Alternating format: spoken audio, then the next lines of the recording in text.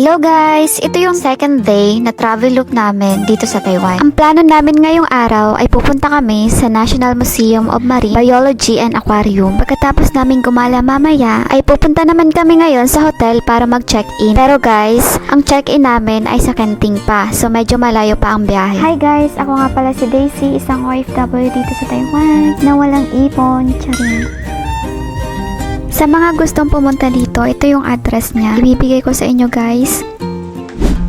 Ang entrance fee dito guys ay nasa 450. So dalawa lang kami magkasama ng partner ko. Ang binayaran niya ay nasa 900. Medyo mahal nga lang yung entrance fee. Ewan ko lang sa iba kung ganito yung entrance fee pagdating sa mga ganito. Pero para sa akin, medyo okay naman. Hindi naman tayo nagbayad kaya sulitin na lang natin. Medyo napaaga nga yung dating namin dito guys. Kaya mag-iikot-ikot lang kaming dalawa. Akala ko nung pagdating namin dito ay sobrang daming tao. Yun pala ay hindi. Hindi naman kasi siya guys weekend, kaya kaunti lang yung mga namamasyal.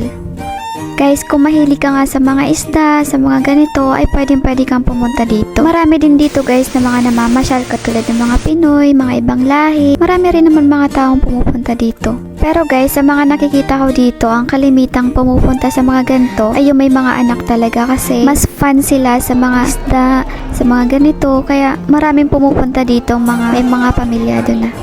Pero ako guys, first time ko lang pumunta dito kaya sulitin na lang natin. Nung pumunta ako dito sa Taiwan, wala talaga ako masyadong napupuntahan. Nung nagkaroon lang ako ng partner, medyo marami-rami na ako napupuntahan dito sa Taiwan. Kasi guys, dito sa Taiwan, medyo mahirap yung pagkukommute. Katulad ko sa Erlin, medyo malayo yung lugar ko sa city. So, mas maigi pang magstay sa dorm kesa yung gumala ka ng gumala. Dito sa pangalawang entrance na pinuntahan namin ng partner ko, ay hindi pa siya tapos, pero pwede na siyang puntahan.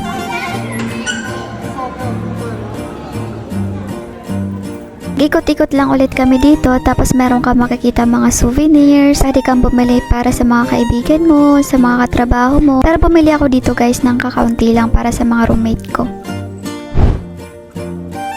After namin dito guys ay umalis na kami kasi magla-lunch kaming dalawa. Ang plan talaga namin is kakain kami ng seafood. Kaso nga guys, yung napuntahan naming restaurant is maraming tao kaya ito na lang yung kinain namin. Pagkatapos nga namin kumain guys ay pumunta naman kami ngayon sa Cesar Park Kenting. Dito kami mag-check-in. Gusto ko nga guys yung mga dinaanan namin kasi sa kabila meron siyang dagat. Sa kabila naman ay bundok. O diba? Full package.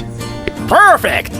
Yung pupuntahan pala namin guys, ngayong gabi ay villa. Sabi ng partner ko, napaga daw yung dating namin. Tapos sabi niya marami daw kaming time para makapag-ikot-ikot dito sa villa. Help you, ma'am. No? Napapansin nyo guys, wala kaming luggage na dala. Ang ginawa kasi ng mga staff nila, nag-stop muna kami tapos kinuha nila yung luggage. Nauna na sa loob. Pagkapasok naman namin guys ay nandun na yung luggage namin mismo. Pupunta na lang kami sa room. Sabi ng partner ko, yung room namin ay medyo malayo. Kasi ang binook niya guys ay nasa first floor para meron siyang balcony. Yun talaga yung pinakagusto niya, yung meron siyang balcony. Kaya nasa first floor yung room namin. Pero may sinasabi sa akin yung partner ko. Sabi niya baka daw magalit ako kasi yung binook niya is dalawa yung bed. Sabi ng partner ko, dito sa first floor, wala talagang isang bed. Pang family talaga siya. Kaya ang bed nila dito ay dalawa. So wala kaming choice. Kaya ito yung binook niya. Pagkapasok mo nga dito guys, makikita mo kaagad yung shower, yung CR. Meron siyang mga gamit guys. Merong towel, merong ref, meron silang drinks, meron silang mga chichirya. Tapos guys, ito yung bed. Sobrang lawak nga guys ng bed kasi pang family talaga siya. Pang maramihan baga. Tapos dito guys, meron siyang balcony. Meron siyang parang pool na maliit. Pwede kayo dito guys mag-relax.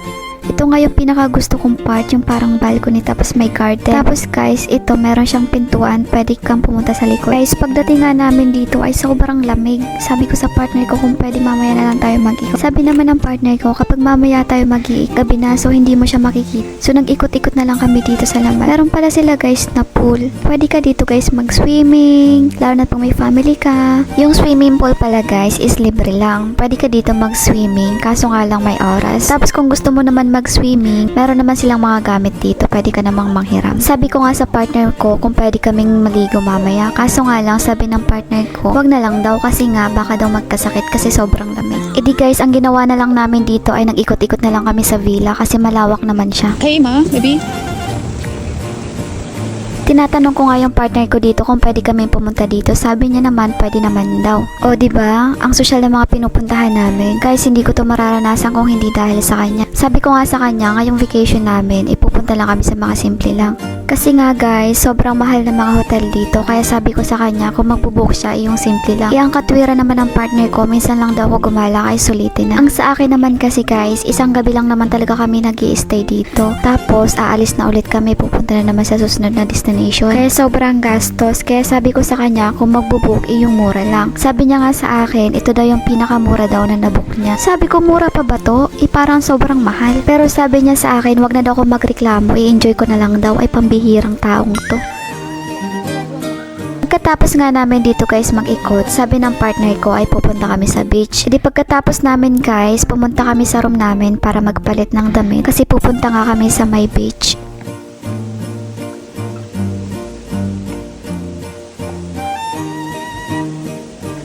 Pagkatapos namin guys magbihis, lumabas na kami para pumunta naman kami sa may beach. Yung dagat pala guys is medyo malayo dito sa may hotel. Tatawid ka pa sa may kanto.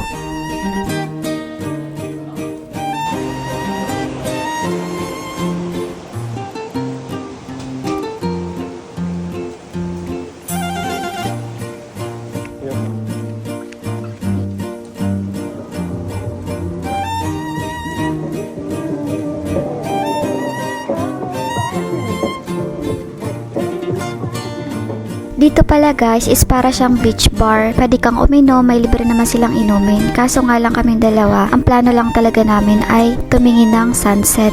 Parang ang pinunta lang namin dito guys ay magpalipas oras kasi medyo mahaba pa yung oras namin para pumunta sa night market. Dito naman guys sa beach, pwede ka naman mag-chill, pwede kang uminom, pwede ka lang umupo, pwede ka lang manood sa mga gustong mag-swimming. Pwede ka dito guys mag-swimming.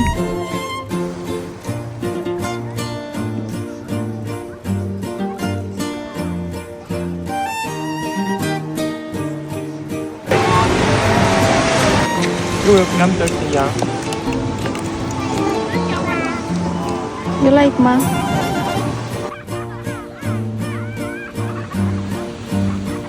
Dito nga guys, marami mga bata naglalaro. Ako inggitera, gusto ko rin maglaro.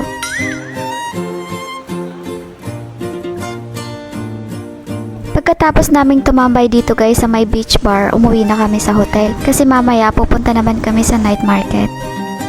Magpapalit lang kami guys ng damit kasi sobrang lamig talaga guys, hindi kaya. Ipupunta kami ngayon sa may market, so kailangan namin ng medyo makapal na damit.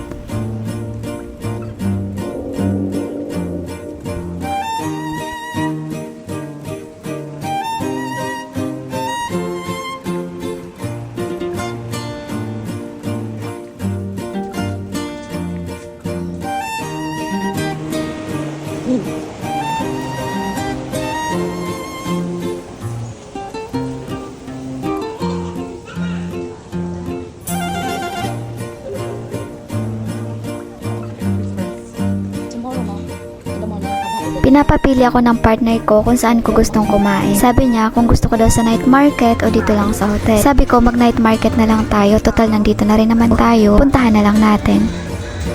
Ang plano naman namin guys ay bibili lang kami ng pagkain, tapos doon na namin kakainin sa hotel. Kasi sobrang lamig dito sa labas guys, kung alam niyo lang.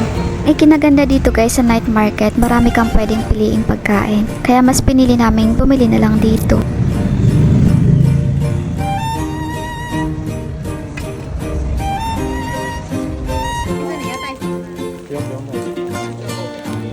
Guys, ito yung mga nabili namin pagka. Ewan ko lang kung di kami tataba dito talaga. Dito guys, kahit malamig, tumambay kami sa labas kasi sayang naman ang view. Nag-usap lang kami guys ng kahit ano, about life, about sa pagsama naming dalawa. Ganun lang.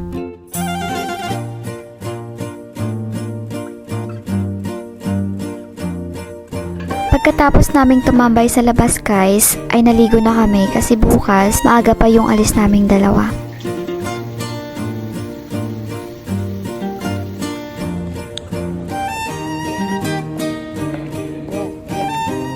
Guys, dito pala is yung breakfast namin is free. Kasama siya sa booking namin. So, bago kami umalis is kakain muna kami para mamaya ibusog. Guys, ang opening pala ng breakfast is 7 to 11. So bago kami umalis, kakain muna kami. Pero yung kakainan namin guys ay buffet ulit. Yung restaurant pala nila guys is medyo malawa. Medyo kaunti pa lang naman yung tao kasi medyo maaga kaming umakyat ng partner ko. So yung pagkain dito guys, buffet. So alam nyo na, unlimited. Kahit ano pwedeng kainin.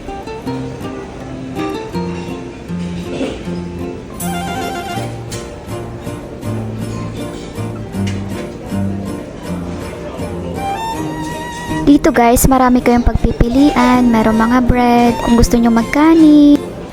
Kung ayaw nyo naman magkanin guys, meron silang mga bread, meron silang mga prutas. Ikaw na lang talaga guys mamimili kung anong gusto mong kainin.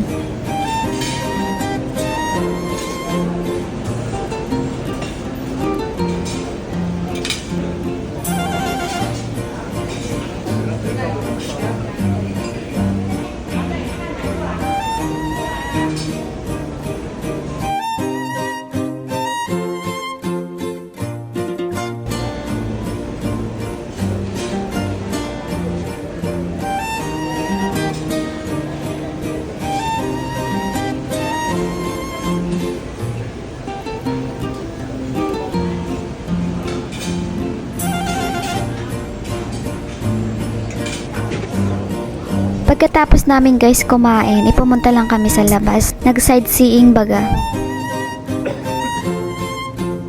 Wait.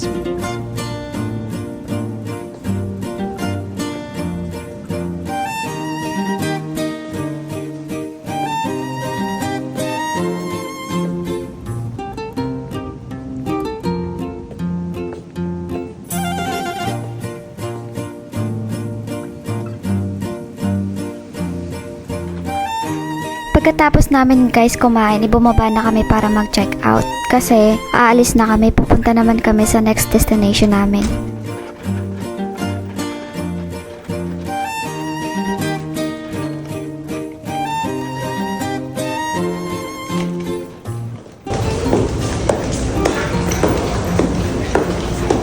My baby.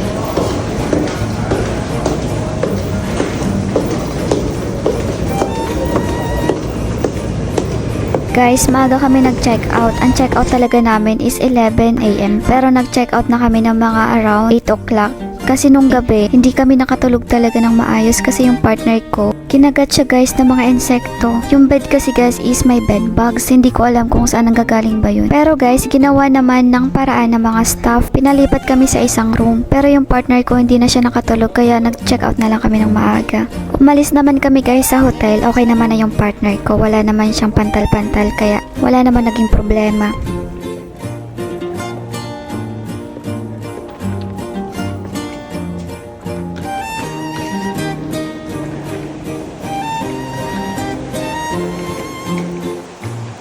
Nag-usap kami ng partner ko dito kung aantayin ko ba siya or sasama ako dun sa pagkuhan ng sasakyan. Sabi ko naman sa kanya, antayin ko na lang siya dito para hindi na ako masyadong mahirapan.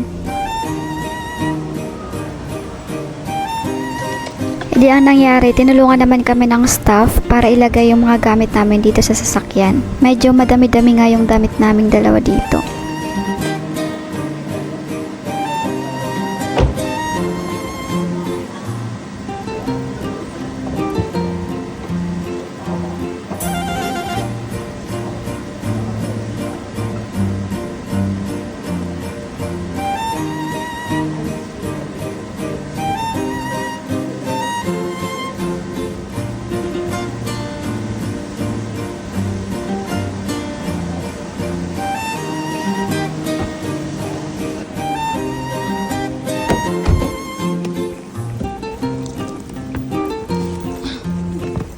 I'm only free and you think you are. Umalis na nga kami guys ng hotel kasi pupunta na ulit kami sa next destination namin.